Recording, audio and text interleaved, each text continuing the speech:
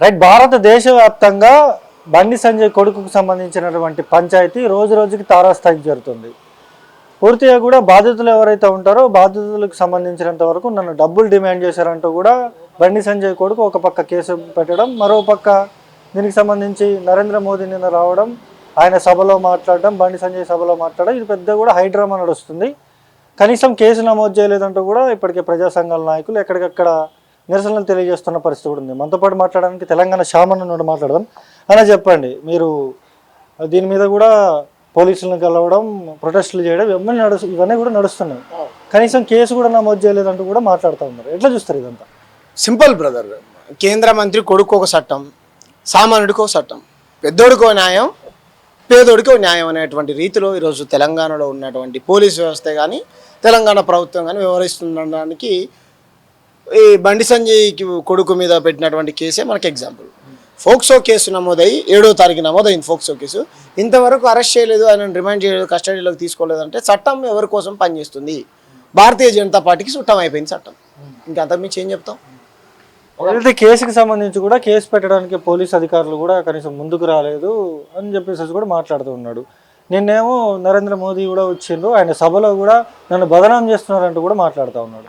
బదనాం ఏం లేదు బ్రదర్, బాధితురాలు తల్లి వచ్చి నా కూతుర్ని ఇలా చెరబట్టాడు అని చెప్పేసి ఒక తల్లి వచ్చి పోలీస్ స్టేషన్లో కంప్లైంట్ ఇచ్చిందంటే కన్న కడుపు తన బిడ్డని ఎవరైనా సరే రోడ్డు పాలు చేసుకోవాలనుకుంటారా బ్రదర్?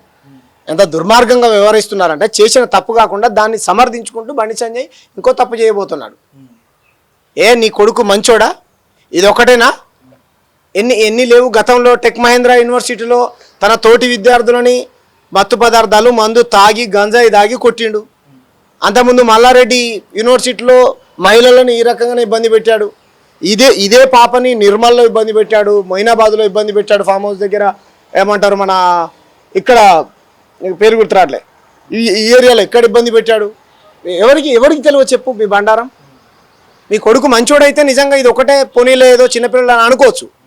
వాడు పచ్చి రౌడీ, వాడిని నువ్వు సమర్థిస్తూ ఉన్నావు. నీకు తగ్గట్టు వాడు తయారయ్యాడు. బాధితురాలు చిన్న పాప బ్లాక్మెయిల్ చేసి నాని డ్రాప్ అంటుండు. నీకు విషయం తెలుసా? వాళ్ళ నాన్న కారు నెంబర్కి 10 లక్షల రూపాయలు ఖర్చు పెడతాడు. వాళ్ళ డబ్బులు ఎందుకండి? వాళ్ళ ఆయన మంచి రియల్ ఎస్టేట్లో సెటిల్ అయినటువంటి ధనవంతుడు, వాళ్ళేం నిరుపేదలు కాదు. దేనికి వాళ్ళకి డబ్బులు? నేను 10 కోట్ల రూపాయలు ఇప్పిస్తా, వాళ్ళ తండ్రితోనే నేను 10 కోట్ల రూపాయలు ఇప్పిస్తా, నీ పదవికి రాజీనామా చేసి నీ కొడుకు చేసిన తప్పని ఒప్పుకో బండి సంజయ్. నువ్వు ఒప్పుకుంటావా? డబ్బుల కోసమే బ్లాక్మెయిల్ చేసింది ఆ కుటుంబం అని, ఆ తల్లి మీద, ఆ పిల్ల మీద, ఆ కుటుంబం మీద నిందేస్తున్నావు కదా. నేను 10 కోట్ల రూపాయలు ఇప్పిస్తా. తెలంగాణలో 100 కోట్ల మంది ప్రజలు ఉన్నాం కదా, ఆయన చెప్పిన మేము అందరూ ఇస్తాం. నేను డబ్బుల కోసమే అంటున్నావు కదా. నీ డబ్బులు నీ కొడుకు దగ్గర నుంచి నీ దగ్గర నుంచి డబ్బులు లాగడం కోసమే, నీ పేరు ప్రతిష్టలకు భంగం కలిగించడం కోసమే అని అంటున్నావు కదా. వచ్చి ప్రజాక్షేత్రంలో తేల్చుకో, రాజీనామా చేయి. నేను తప్పు చేయలేదు, నా మీద వస్తున్నటువంటి నిరాధారమైనటువంటి ఆరోపణలకు నేను రాజీనామా చేస్తున్నా, మళ్ళీ ప్రజాక్షేత్రంలో నా నిజాయితీని, నా నిబద్ధతను నేను ప్రూవ్ చేసుకుంటానని పోటీ చేసి గెలు. ఏమంటావు బ్రదర్? అంతే కదా. కాబట్టి నువ్వేం చెప్తానో చాలా తెలివిగా, నేను బీసీ బిడ్డని, న్యాయ వ్యవస్థలపైన నాకు నమ్మకం ఉంది, కోర్టులో తేల్చుకుంటా అంటాడు. ఎక్కడ న్యాయ వ్యవస్థలపైన నమ్మకం ఉంది బ్రదర్? యశ్వంత్ వర్మ అనేటువంటి జడ్జి ఎవడు 150 కోట్లు లంచానికి అమ్ముడు పోయి అమాయకమైనటువంటి దాంట్లో తప్పుడు తీర్పులు ఇచ్చి చాలామంది ఇది చేశాడు. అటువంటి జడ్జిల మీద కూడా ఎలిగేషన్స్ వస్తున్నాయా లేదా? కాబట్టి ఈ దేశంలో పెద్దోడికి పేదోడికి అనేటువంటి ఒక న్యాయం, ఒక తీర్పు అనేటువంటి దాంట్లో ఈరోజు చర్చించుకుంటారు. ఎందుకంటే ఇంతవరకు అదే చిన్న వ్యక్తి కాదు బండి సంజయ్. ఇప్పుడు తెలంగాణలో మీరు కూడా ప్రజా జీవితంలో ప్రజాక్షేత్రంలో తిరుగుతున్నటువంటి వ్యక్తులే. మీరు చెప్పండి, జర్నలిస్టుగా సామాన్యుడు పోలీస్ స్టేషన్కి వెళ్ళి ఒక కేసు తీసుకోండి సార్ అంటే, ఏమైందిరా బాబు, ఏందిరా బాబు, ఎన్నిసార్లు రేపు రాపో ఎల్లుండి రాపో, సిఐ లేడు, ఎస్ఐ లేడు అని ఒక కేసు మీద 20 సార్లు తిరిగినటువంటి పోలీస్ స్టేషన్లు ఎన్ని లేవు బ్రదర్? ఇది హైదరాబాద్లో నీకు చూపిస్తా. అలాంటిది ఆయన కేంద్ర మంత్రి అని తెలుసు, వాళ్ళ ప్రభుత్వం బీజేపీలో 12 ఏళ్ల నుంచి అధికారంలో ఉందని తెలుసు, ఈ దేశానికి నరేంద్ర మోడీ గారు ప్రధాని అని తెలుసు. రేపు 10వ తారీఖు నిన్నెంత 10 కదా, 9 నిన్న నరేంద్ర మోడీ గారు హైదరాబాద్కు వస్తున్నారని తెలుసు. కేంద్ర హోంమంత్రి బండి సంజయ్కి దగ్గరగా ఉంటాడని తెలుసు.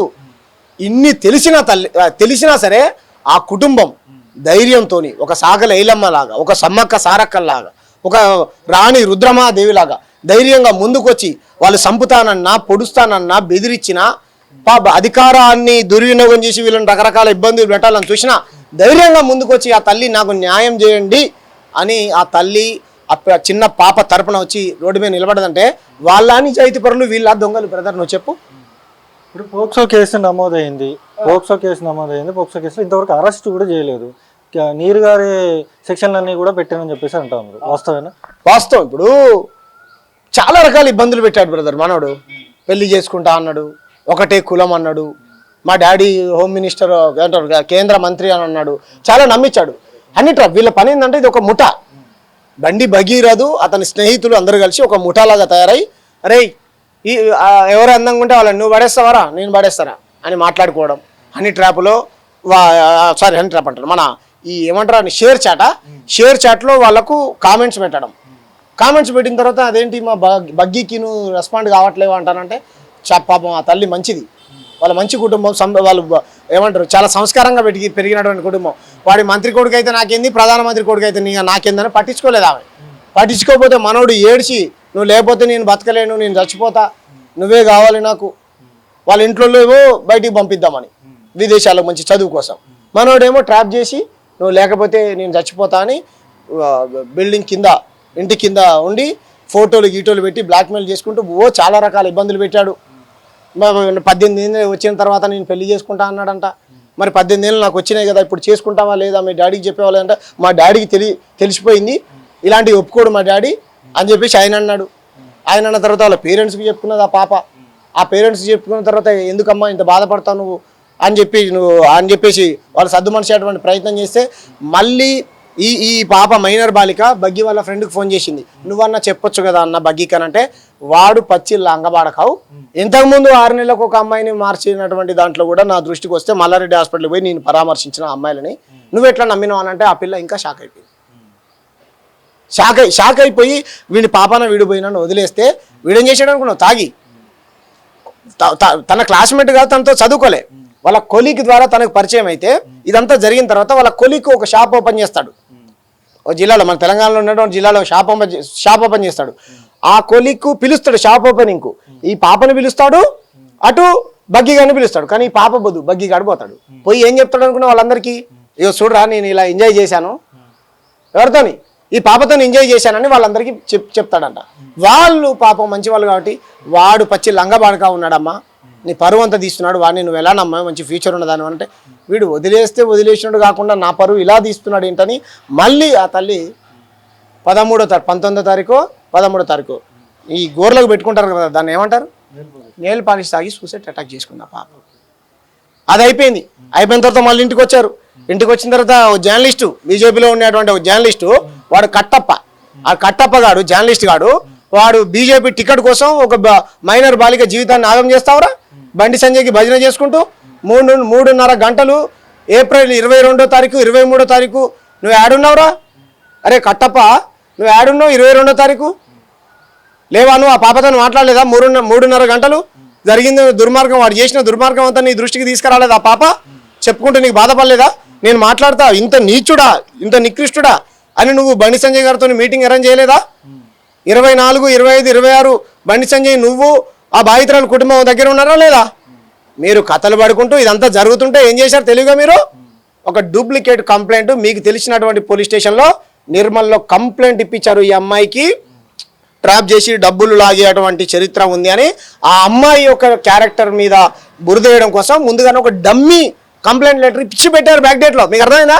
ఈ అమ్మాయి కేసు పెడితే కనుక ఆమెని ఈ రకంగా బదనాం చేద్దామని తెలిసిన పోలీస్ స్టేషన్లో అక్కడ ఇచ్చి పెట్టారు. ఎవరితో? అది కూడా బగ్గి ఫ్రెండ్తో ఇప్పించారు. ఎవడు ఇప్పించాడు? ఈ కట్టప్పగాడు ఇప్పించాడు. ఎవరి డైరెక్షన్లో? బండి సంజయ్ డైరెక్షన్లో ఇప్పించాడు. మీకు అర్థమైందా? కంప్లైంట్ ఇప్పించారు తప్ప ఎఫ్ఐఆర్ చేపియలే. తర్వాత ఏం చేసింది? ఆ పాప ఇంటికి వచ్చేసింది. అక్కడి నుంచి పోలీసులు ప్రెజర్, నిర్మల్ నుంచి మీ మీద కంప్లైంట్ వచ్చింది, మీ పాప మీద మీరు రావాలి. పూర్ణియమ్మ మా పాప జీవితాన్ని నాగం చేసి మమ్మల్ని బదనాం చేసి మా పాప సూసైడ్కి కారణమై మళ్ళీ మా మీదనే పోలీస్ స్టేషన్లో కేసు కంప్లైంట్ ఇచ్చారంట, మేము ఎందుకు రావాలి, పోదంపా మంత్రి కాడికి అని చెప్పేసి వాళ్ళు పోయే ప్రయత్నం చేస్తే మళ్ళీ ఈ కట్టప్ప ఏం చేశాడు, పెద్దగా అవుద్దని చెప్పేసి చాలా బతినాడే ప్రయత్నం చేశాడు. ఎంత కూడా ఇల్లే వాళ్ళు, మీరు పెడితే పెట్టుకోండి కేసు, మా పాపకు జరిగిన అన్యాయానికి మా దగ్గర అన్ని ఆధారాలు ఉన్నాయని పేటు బషీరాబాద్ పోలీస్ స్టేషన్కు 7వ తారీఖు సాయంత్రం 6 గంటలకు పోతే 6, 7, 8, 9, 10, 11 అర్ధరాత్రి 12 అయినా ఇటు పక్క నుంచి డీజీపీ గారితో మాట్లాడాలి, ఏసీపీ గారితో మాట్లాడాలి, సీఎం గారితో మాట్లాడాలి, హోమ్ మినిస్టర్తో మాట్లాడాలి, రాజకీయ ఒత్తుళ్ళు. ఎవరైనా పోలీస్ స్టేషన్కి వెళ్ళి కంప్లైంట్ లెటర్ ఏది వస్తే అది తీసుకోవాలి బ్రదర్. డీజీపీ గారితో మాట్లాడాలి. వీఐపీకి బండి సంజయ్ కొడుకు ఏమన్నా వీఐపీయా? ఎవడు బండి సంజయ్ కొడుకు ఎవడో సాధారణ పౌరుడు, అంతేనా కదా? నీ కొడుకు అయితే నువ్వు బాధ్యతగా పెంచాలి. నీ కొడుకు అయితే నువ్వు బాధ్యతగా పెంచాలి. ఆ పాప తన పైన హత్యా ప్రయత్నం చేస్తూ ఉంటే వద్దు బగి మన ఇద్దరం ఒకటే దానికి సంబంధించిన వాళ్ళం జై శ్రీరామ్ అని అరిచిందంట ఆ పాప, అయినా వదలే. నీకు అర్థమైందా? వీళ్ళు జై శ్రీరామ్ ఆటోమేటిక్గా ఆ పాప చేసేటప్పుడు కూడా జై శ్రీరామ్ అని నన్ను ఎవరైనా కాపాడే ప్రయత్నం చేయండి, జై శ్రీరామ్ భారత్ మాతాకి జై అని అరిచిందంట. అయినా సరే చుట్టుపక్కల ఎవరు లేరు, అంతా మద్యం తాగి ఉన్నారు.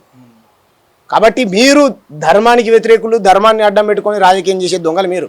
ఆ పాప అయితే పొద్దున్నే దేవుణ్ణి దండం పెట్టండి బయటికి వెళ్ళేది కాదు కదా. ఈరోజు ధర్మాన్ని చేస్తున్నా, ధర్మ వ్యతిరేకులన్నా, దేశ వ్యతిరేకులు అంటుండు.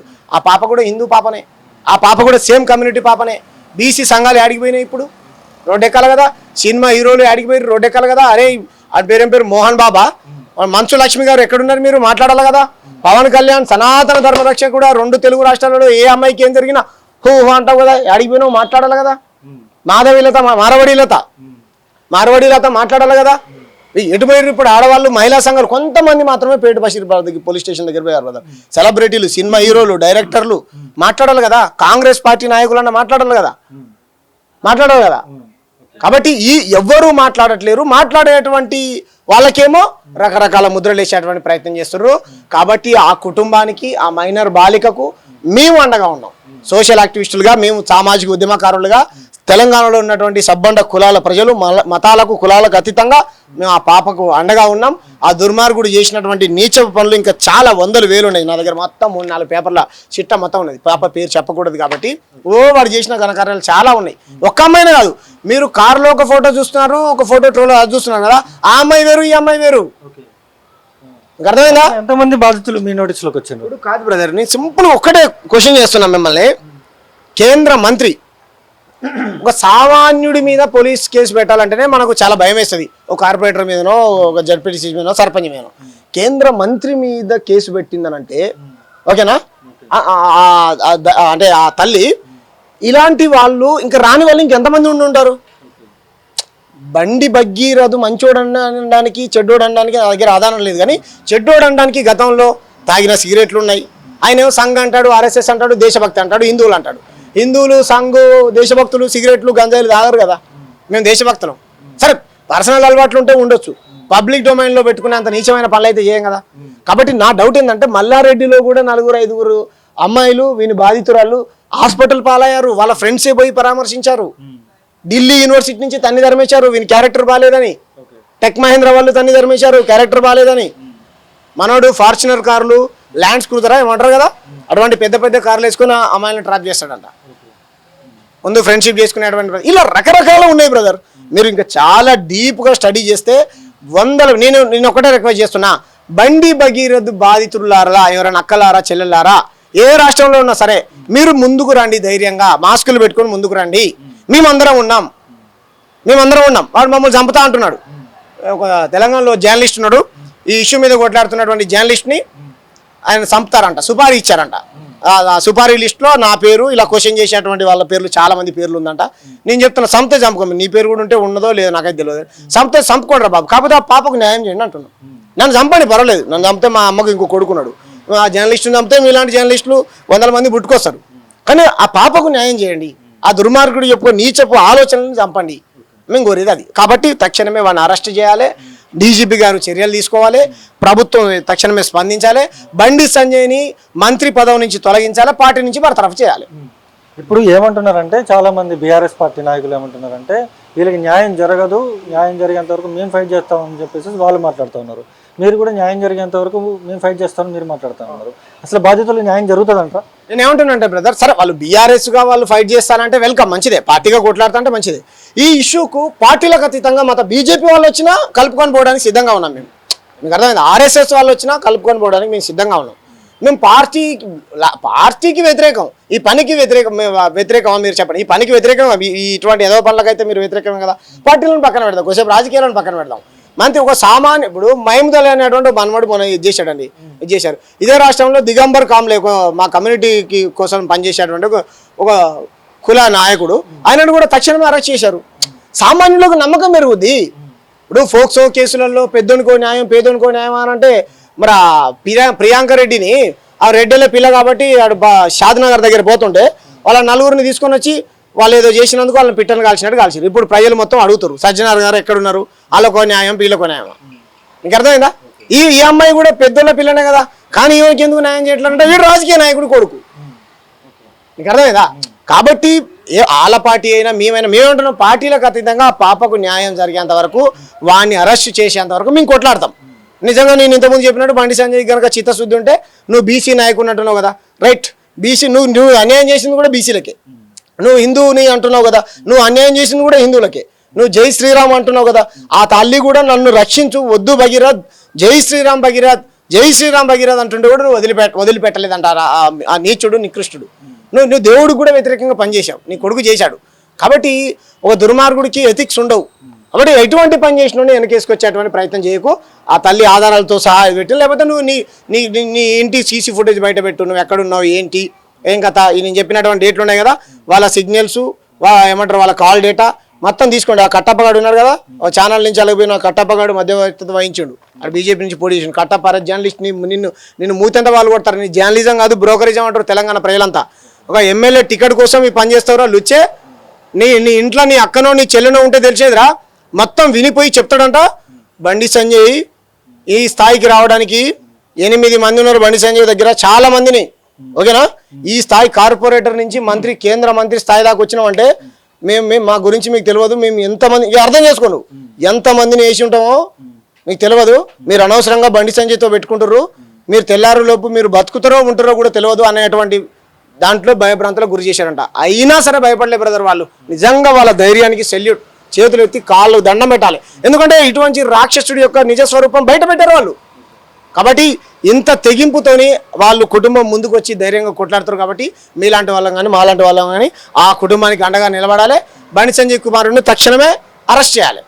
మీకు కూడా బెదిరింపు కాల్స్ వస్తున్నాయి, లేదా బెదిరింపులు వచ్చాయని చెప్పేసి అంటున్నారు, మరి భయపడుతున్నారా మీరు? అయ్యో బ్రదర్, నేనేమంటున్నా, నన్ను చంపితే చంపుకోర్రా నాయన, నేను వద్దంటే. నేను నరేంద్ర మోడీ అనుచరులు చంపుతా ఉంటారు, క్వశ్చన్ చేస్తే చంపుతా ఉంటారు. మీరు చంపుకోరి.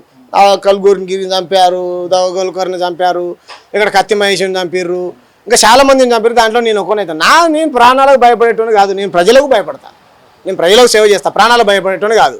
మీ రాజు నేనేమైనా తప్పు చేస్తే కనుక నేను ఎవరి కరీంనగర్లో ఎవరి క్వారీలు కబ్జాలు చేయలేదు, నేను కరీంనగర్లో ఎవరి బంగారం దొంగతనం చేసుకొని రారా దాంట్లో నాకు పార్ట్నర్షిప్ ఇవ్వని నేను అడగలేదు, ఆ దొంగల్ని రక్షించడం కోసం సీసీ కెమెరాలు మాయం చేయలేదు, అటువంటి దొంగతనాలలో నా పాత్ర లేదు.